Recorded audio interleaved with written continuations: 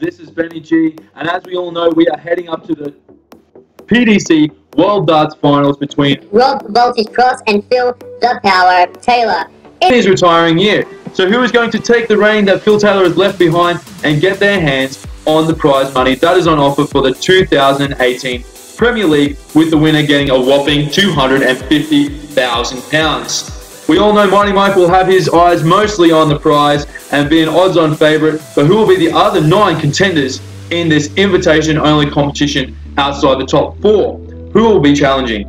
This video I'll give you my picks, and not only that, but why I think these players deserve a place. What I think the criteria is to make the 2018 Premier League, and the players that I believe just miss out, why and who could have a shot in 2019 with a good season ahead. First of all, we have our top 5. Yes, I said that only the top 4 get automatic qualification, but if Rob Cross actually wins the world, then he rockets himself into number 3 in the world in his debut year. And if he doesn't win, then he will still be there with his record of the World Championship finalist, 4 Pro Tour winner, Euro Championship runner-up, Euro Darts Trophy runner-up, Grand Prix runner-up, with mainly MVG beating him on these occasions, including the semi-final of the Players' Championship. Now, before I go any further, I would like to mention that I have one of the criteria to being in the Premier League, I believe, is that you have to be able to beat the man. And that man is the best player in world darts at the moment, and that is MVG. Because if you can't beat MVG, then what is the point of playing in the Premier League if you can't win the competition?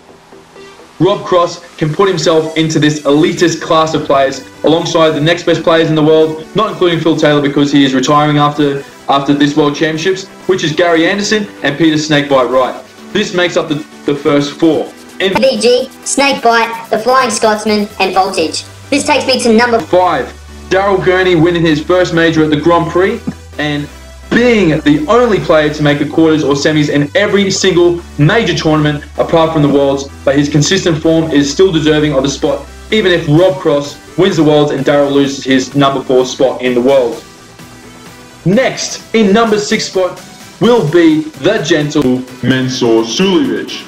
Also first time major winner this year with the Champions League of Darts, just 1 Pro Tour win, and 2 European events I should say, I'm just looking at my statistics here, but consistently shooting 100 plus averages, being number 6 in the world, and being a super tough opponent for anyone, including the man, Michael Van Gerwen.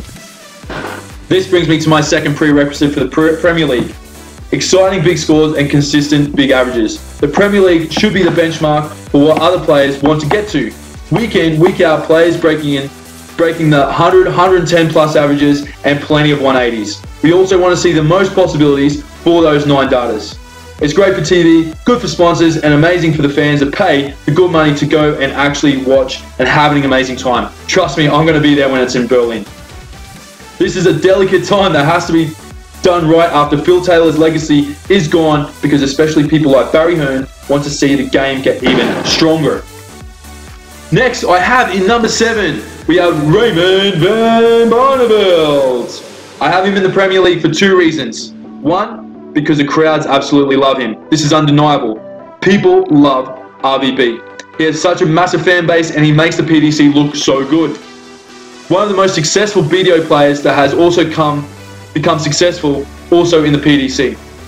2, and most importantly, that he has proved himself worthy again as a competitor in these World Championships, only losing just to Michael Van Gerwen. Not having the most amazing year, the Worlds really saved Barney from Premier League elimination, unlike some other players, which I will mention later. In number 8, and it's getting crunch time now with only 3 spots left in the Premier League. Players Championship winner and Auckland Darts Masters winner, my boy, Kyle Anderson. Now I understand what you're thinking, you're Australian, you're friends with Kyle, you're choosing him is a bit biased. I'm going to say no, and I'll tell you why. Wins were hard to come by in 2017 because MVG was winning most of it. And in Auckland, he proved he could beat the best with wins over Gary Anderson, Simon Whitlock, easily beating James Wade 11-4, and the epic with Corey Cadby 11-10. Also, Kyle has 3 other important factors that the Premier League wants. Kyle is a massive 180 hitter. Tick. Kyle can hit the massive averages. Tick. Also having the highest ever untelevised average of 134.84 against Terry Jenkins. Another tick. And lastly, Kyle can hit 9 dart finishes. He hit 2 this year. He hit in 17 and 4 in total since joining the PDC, including his epic 9 dart finish at the 2014 World Darts Championship. Sitting 23 in the world at present, it's a bit of a gamble, but I think it's going to be a worthy one. I'm going for my boy Kyle Anderson. Now, before I go on to who fills the last 2 spots in the Premier League, I'm going to tell you a few who I think will be worthy, but just need one more year to prove themselves. Now, this is another one of my boys from down under. It's Corey Cadby. Very worthy, amazing player, huge 180 hitter, great for TV, beaten Phil Taylor twice, massive averages, impeccable combination finisher to worry any single player, no matter what he's left on. There's only one problem with my boy Corey. He has no tour card. The PDPA will have a shitstorm if he gets a spot in the Premier League and make a mockery of all the other players. This is in my opinion. 1 year on the tour to prove himself week in, week out with the big boys in the PDC, and 2019 will be his year for Premier League. Only once has a player gotten into the Premier League outside the Pro Tour players, and that was Raymond van Barneveld coming from the BDO, but he was already a 3-time world champion, so I think he already had the pedigree. Corey isn't quite there yet, but he has got the game, and I believe he'll be there for 2019, but not this year. Another one, you're probably thinking he could be in the last 2 spots, but I'll tell you why he's not, and this is Jamie Lewis. What an incredible year he has made in the World Championships, has really proved himself, but not for the Premier League. In 2018, he has to prove that his run in the Worlds was no fluke, and not just a very hot run. He is too far down the rankings and has had an ordinary year apart from the Worlds to give him a shot just like that. For the same reason, I'm putting Dimitri van Bergh in this list as well. Originally I had him in my top 10, but then I changed my mind for the same reason as Jamie Lewis. They should not get a spot just because they had a great run in the Worlds. 1 more year of a great form, and he will next be the person to take on the Premier League. Now I want to get to my last 2 spots. And in 9th spot, I put another Australian that is really doing well as Simon Whitlock. He has had a really good year.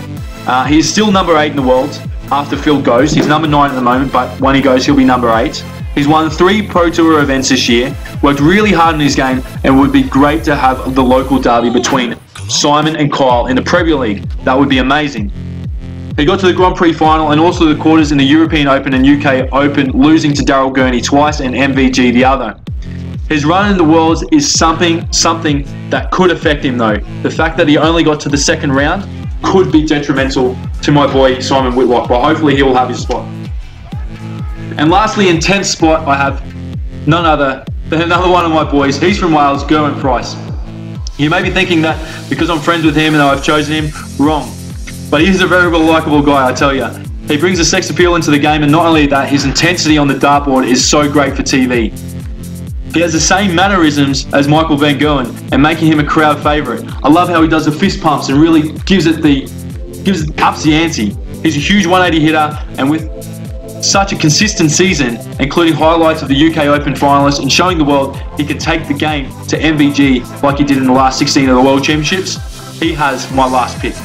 Only thing that could affect and hurt Gerwen is he hasn't won a tournament this season. Although he's consistently has lost to MVG and Peter Wright so many of the times. That leaves, in my opinion, so they're my 10, but in my opinion, this leaves Dave Chisnall, James Wade, Michael Smith, Kim Hybricks and Adrian Lewis to fight for spots next year. All these boys have got the ability and the pedigree to be in the Premier League, but I don't believe because of their past they should automatically get a spot. But they can definitely get a spot another year. These players have not done much at all this year, but more importantly have not done much at all at the end of the year, results with the selectors and sponsors that are looking at the current form going into the new year. Likely 1, maybe 2 of these players will get in over my picks, but I believe the new darting era is upon us and we should give a chance to see them shine. Give me your thoughts, guys. These are my 10. This is Benny G signing out, and I'll see you next time from an Aussie Abroad. Catch you later. Bye.